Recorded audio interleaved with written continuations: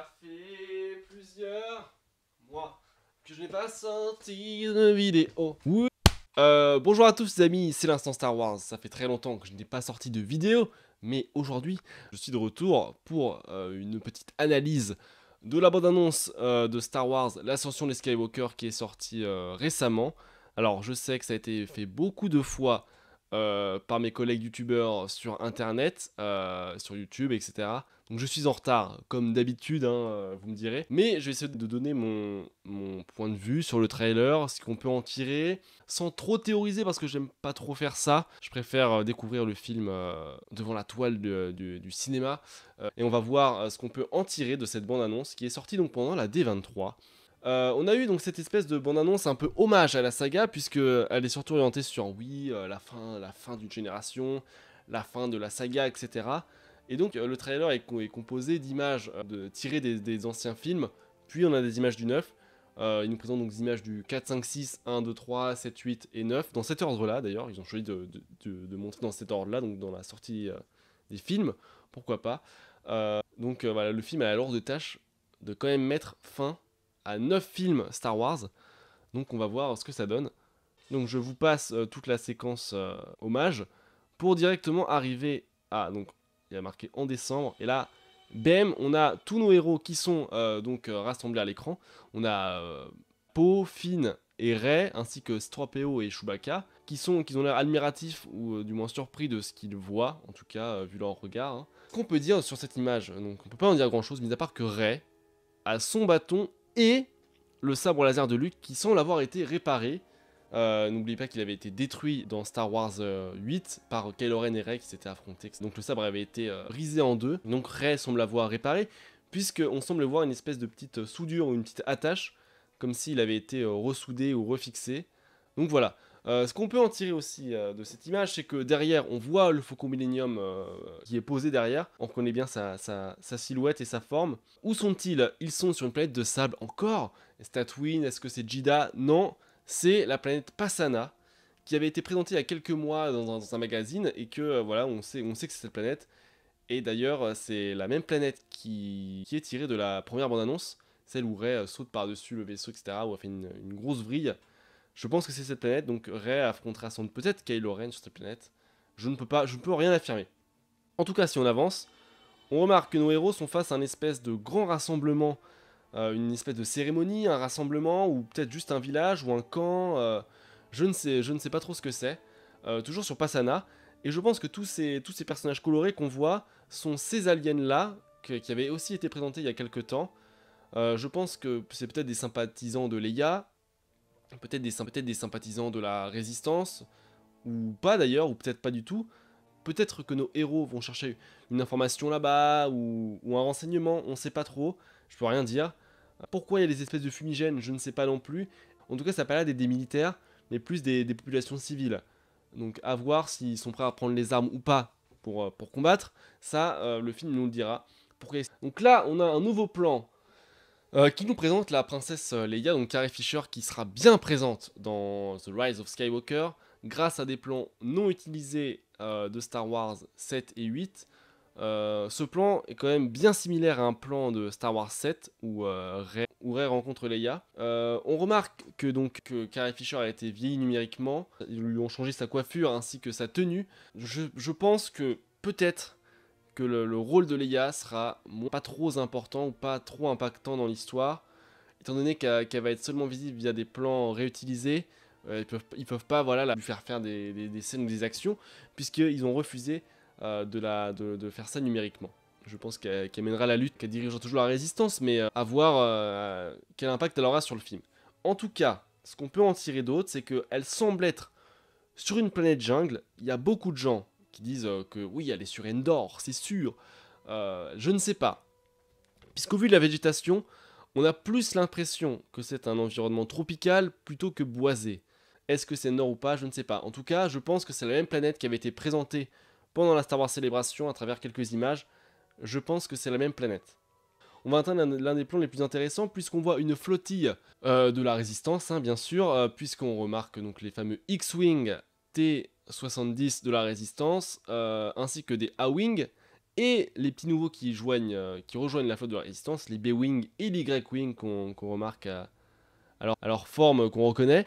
Les B-Wing qu'on n'avait pas vu depuis le retour du Jedi, donc qui rejoignent les rangs de la Résistance. On avait aussi vu les B-Wing dans un épisode de Rebels, notamment l'épisode où il y avait un espèce de prototype de B-Wing, qui était fort sympa d'ailleurs. Hein. Et donc voilà, le retour des Y-Wing, je suis un peu déçu de ne pas voir des nouveaux appareils, des nouveaux chasseurs, puisqu'en fait, là, tous les appareils de la rébellion appartiennent à la Résistance. Il y a pas trop d'évolution en ce terme-là, mais c'est pas grave, puisque moi, j'aime beaucoup les B-Wing, et à en revoir, ça m'a fait vraiment plaisir. Mais mis à part ces chasseurs-là, on remarque qu'il y a une Corvette C-90, donc on avait déjà vu dans la saga, puisque c'est le même modèle de vaisseau que le Tantive 4 présent dans Un Nouvel Espoir. On en voit aussi dans La Revanche des Sith. Puis même dans le Retour du Jedi, on voit des corvettes coréliennes. Est-ce que c'est celle qui avait été présentée aussi sur la planète Jungle qu'on avait vue? Peut-être que c'est le même vaisseau. À qui il appartient, qui a dedans, je ne saurais dire. À voir, en tout cas, avec une flotte comme ça, je ne sais pas ce que compte faire la Résistance, parce qu'il n'y a pas de croiseur lourd. À voir. Ce qui est aussi notable, c'est la présence d'un vaisseau dont je ne saurais dire qu'est-ce que c'est. Il y en a qui disent que c'est le Ghost. Ça m'étonnerait, puisque vu la silhouette, ça m'étonnerait que ce soit le Ghost. À mon avis, c'est un nouveau vaisseau, tout simplement, enfin, oh, mon dieu, qui appartient peut-être au nouveau personnage de Zori Bliss, peut-être pas, peut-être qu'il appartient à Jana, à Lando, je sais pas. Je sais pas quel est ce vaisseau. Est-ce que. Mais ça m'étonnerait que ce soit un vaisseau type Faucon Millennium, enfin de cette envergure, puisqu'il a l'air de faire la même taille que. Enfin, d'être un peu de la même envergure que la Corvette C-90. À mon avis, c'est plus une espèce de corvette plutôt qu'un cargo ou quelque chose comme ça.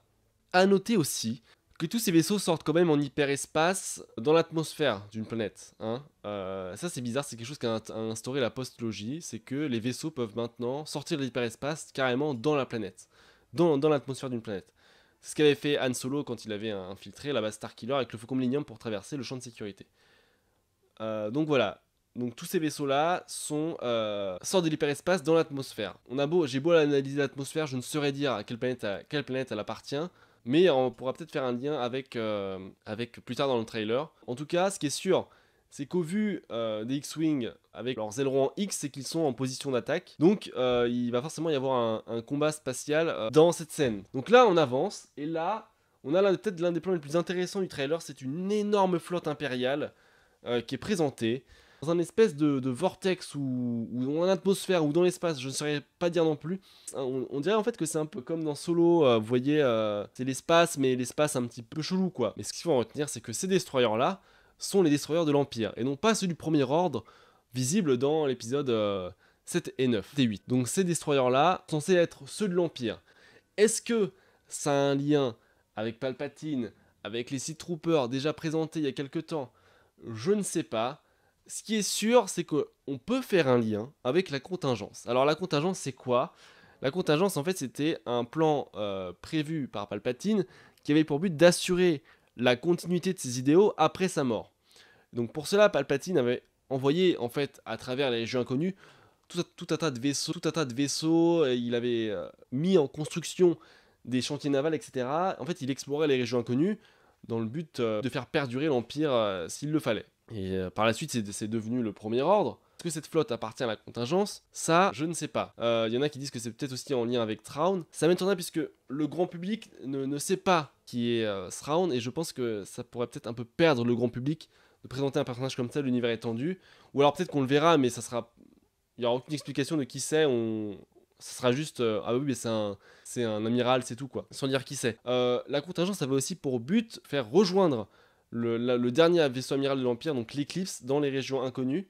Peut-être que l'empereur donc a un lien avec tout ça, sera de retour avec l'Eclipse. Donc l'Eclipse, on le rappelle, c'est un destroyer possédant un super laser. Donc on verra à qui appartient cette flotte, qui en aura l'usage, comment elle va intervenir dans le film, etc.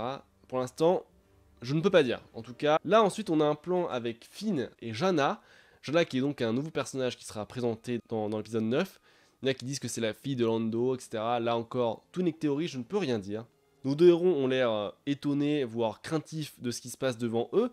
On marque aussi qu'il y a tout simplement un pilote, un autre personnage derrière eux, qui tient les commandes du vaisseau dans lequel ils sont. Peut-être qu'il s'agit du vaisseau qu'on a vu précédemment dans le trailer et donc dont on ne sait pas lequel c'est. Peut-être que c'est celui-là, peut-être pas.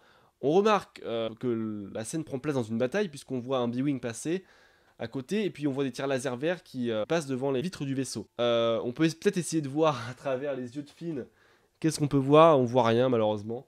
Rien n'est visible. Enfin, au vu de la verrière et au vu de la personne qui tient les commandes, j'ai pas l'impression que ce soit le Faucon Millenium. Et là, on a un plan assez étrange de ces 3 PO avec des yeux rouges. Alors, ces 3 PO avec des yeux rouges, il y en a beaucoup qui ont fait référence à un droïde de l'univers Légende qui s'appelle C3PX. C3PX, c'était un droïde assassin. Mais plus récemment, on a vu un droïde un peu similaire dans le canon, qui est 000. 000 qui est un personnage qui est apparu dans les comics Dr. Aphra et Dark Vador. Est-ce que donc C3PO passerait en mode berserk comme ce droïde torture 000? À voir. En tout cas, dans les comics, il y a un passage où donc C3P 000 est déguisé en C3PO à la même coloration donc dorée pour piéger Luke. Donc est-ce que on verra ça dans Star Wars 9? Est-ce qu'il y a un lien avec 000, etc., avec son programme? Est-ce qu'il va passer en mode berserk ou je ne sais quoi? À voir. En tout cas, on se rappelle qu'il y a quelques temps, une affiche promotionnelle était sortie montrant ce 3PO avec la cartouchière de Chewbacca, le bâton de Rey, l'arbalète de Chewie. Il était vraiment en mode Terminator 3PO et donc voilà, je pense que ça a un lien. Il y avait aussi eu des rumeurs comme quoi des droïdes de la Fédération du Commerce seraient présents, des droïdes séparatistes, je sais plus, des droïdes B1, il me semblait que c'était ça.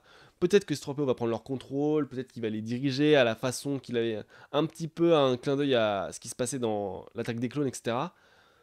À voir, encore une fois. En tout cas, c'est quand même intriguant. Et J.J. Abrams a l'air de bien s'amuser avec ce 3PO, puisqu'on se rappelle que dans le 7, il lui avait mis un bras rouge. Là, il lui met les yeux rouges. Bon, pourquoi pas. À voir ce que ça peut donner. En tout cas, c'est intriguant. La suite. Là, on remarque donc des tirs, un espèce de bombardement spatial sur une espèce de planète montagneuse enneigée. Cette planète montagneuse, à mon avis, c'est la planète Kijimi, qui avait été présentée il y a quelques temps. Je pense que donc il y a une espèce de bombardement stellaire sur Kijimi. Kijimi qui est d'ailleurs la planète où on est censé rencontrer le personnage de Zori Bliss dans l'histoire. La vraie question, c'est qu'est-ce qui peut... d'où viennent ces tirs? Alors, c'est sûr que c'est du Premier Ordre, ou de Palpatine, ou de l'Empire, on ne sait pas trop maintenant. Est-ce que c'est un 3 ordre Dreadnought? Je ne pense pas, puisque là ça semble plus être un rayon que de véritables bombardements orbitales comme le Dreadnought faisait dans Star Wars 8. Donc voilà, est-ce que c'est un tir de l'éclipse que je parlais précédemment? Peut-être. Ou alors, peut-être que ça vient des Star Destroyers, qu'on a vu dans la flotte, de la flotte impériale qu'on a vu précédemment, puisque il me semble avoir vu sur Twitter que des gens avaient analysé les destroyers et apparemment ils auraient vu un super laser, des canons fixés en dessous des Star Destroyers, ou alors peut-être que c'est une nouvelle Bastard Killer, ou alors une nouvelle étoile de la mort, je ne sais pas. Le plan suivant, on voit notre Rey un peu vénère, un petit peu vénère, qui sur une planète forêt, ou une planète jungle, ça m'a quand même bien l'air de ressembler à Endor, au vu des espèces de fougères qu'on voit, etc. Ça reste à voir. En tout cas, Rey lance son sabre laser contre un arbre et contre une espèce de sphère d'entraînement, le même type qu'utilisait Luke dans le Faucon Millenium dans l'épisode 4, ainsi que le même type de sphère qu'utilisaient les jeunes Padawan dans la prélogie. Et donc le sable lui revient, et là on remarque qu'elle a un espèce de bandeau rouge à son poignet. Et à mon avis, cette espèce de bandeau rouge est liée aux aliens qu'on a vu précédemment, que je vous ai montré précédemment. Parce qu'on se rappelle qu'ils avaient tous des tenues colorées, etc. Donc peut-être que Rey obtient cette espèce de bandeau rouge significatif ou alors spirituel, avec une connotation spirituelle ou je ne sais quoi, ou un cadeau des habitants de Pasaana, et donc qu'elle l'a attaché à son poignet. Peut-être que ça n'a rien à voir. Est-ce que Rey perfectionne sa maîtrise du sabre laser et du bâton en même temps? À voir. Là, la suite de la bande-annonce, c'est Kylo Ren donc, qui marche d'un air vraiment très déterminé vers ce qui semble être sa cible. On remarque derrière lui, il y a le vaisseau qu'on voyait dans la précédente bande-annonce. Kylo Ren semble avoir un nouveau chasseur personnel. Est-ce qu'il marche vers Rey? Est-ce qu'il marche vers Palpatine ou n'importe quoi d'autre, ou vers les Chevaliers de Ren? Je n'en sais rien. La planète, je ne saurais absolument pas dire laquelle elle est. Est-ce que Kylo Ren s'apprête à récupérer la flotte qu'on avait vue? Puisque si on regarde le ciel, on peut peut-être supposer que c'est le même que celui où se trouvent les Star Destroyers. On remarque un éclair, et rappelez-vous, là on voyait les Star Destroyers, il y avait aussi des éclairs. Donc peut-être que c'est lié. Et là, on a un nouveau plan, donc de Kylo Ren et de Rey qui s'affrontent dans les décombres de l'étoile de la mort. Je pense que cette scène prend place sur Endor, puisque je pense pas que l'Empire se soit amusé à déplacer les décombres de l'étoile de la mort sur une autre planète. Donc on serait peut-être dans un océan présent sur Endor, peut-être, peut-être pas. Ou alors c'est peut-être la première étoile de la mort, et donc ils sont sur Yavin. Je parlerai plus sur un Endor. On remarque qu'il y a une tourelle de turbo laser qui nous confirme que c'est bien les décombres de l'étoile de la mort 1 ou 2. La scène fait quand même un gros parallélisme au combat d'Anakin et Obi-Wan dans l'épisode 3. Ah oui, Kylo Ren n'a pas son masque. Et d'ailleurs, il n'avait pas non plus son masque à la scène d'avant. Ce qui est bizarre parce que dans le premier teaser, on nous montrait son casque en train d'être reforgé. Et là, on entend la voix de l'empereur, et écoutez bien, on entend la respiration de Vador. Et voilà, et là, donc après la respiration de Vador, on est face à une raie, une espèce de raie obscure, la raie du cul. Alors là, il y a beaucoup de choses à dire, il y a beaucoup de théories à dire aussi, et c'est pour ça qu'on va rester que factuel et dire qu'est-ce que ça peut être. Donc, cette raie obscure, déjà, qu'est-ce qu'elle a de spécial? On remarque déjà que son sabre laser rouge est un peu vibrant, sa lame est vibrante comme celle que possède le sabre de Kylo Ren. Donc ça, c'est peut-être un premier point. Second point, on remarque que Rey a une bague. On fait des liens avec tous ceux qui ont des bagues dans Star Wars, et l'un des personnages qui a une bague, c'est Snoke. Est-ce que, donc, c'est en lien? Je ne sais pas. Est-ce que c'est une vision? Je ne sais pas non plus. Est-ce que peut-être Rey est l'hôte parfait à l'esprit de Palpatine? Est-ce que Palpatine aurait trouvé un nouvel hôte à son esprit dans le corps de Rey? Peut-être que Snoke était un corps pas assez bon, peut-être que Rey, le clone de Rey, est parfait, etc. Est-ce que c'est un clone? Est-ce que c'est une vision? Est-ce que c'est une projection de force? Je ne saurais dire. En tout cas, on se rappelle de la scène dans Star Wars 8, la scène de vision, où il y avait plein de Rey alignés. Est-ce que ça veut dire que ça en parle avec des clones, etc. Je préfère avoir la surprise par le film. On peut rien dire, on peut pour l'instant que théoriser, et on peut affirmer aucune vérité. On remarque aussi un sabre laser extrêmement stylé, hein, et ce sabre laser en fait c'est pas nouveau dans l'univers Star Wars, puisque ces sabres laser on les avait déjà vus dans The Clone Wars, puisque c'est le même type de sabre laser qu'utilisent les gardiens du temple, ainsi que Pon Krell, le général Jedi qui participe à la bataille d'Umbara et qui trahit ses légions clones, etc. On avait déjà vu ces sabres laser dépliables, c'est la première fois qu'on les voit dans un film en tout cas. Et la bande-annonce se termine donc sur le titre Star Wars The Rise of Skywalker, où là, en tout cas, c'est sûr que ça donne envie. Le film sort le 18 décembre au cinéma. Donc voilà. Merci à tous d'avoir suivi cette vidéo. Si vous l'avez appréciée, bah, je vous invite à vous abonner et à écrire en commentaire qu'est-ce que vous avez pensé de la bande-annonce, qu'est-ce que vous attendez du film. Qu'est-ce que, voilà, je veux savoir votre avis. N'hésitez pas à mettre un pouce bleu et à soutenir la chaîne, ça aide beaucoup, à la partager. Voilà, je vous fais des bisous, je vous dis à la prochaine, c'était l'instant Star Wars. Salut à tous! Oh mon dieu! Après 4 mois sans faire des vidéos, l'instant Star Wars réussi! Quelle joie, quel plaisir!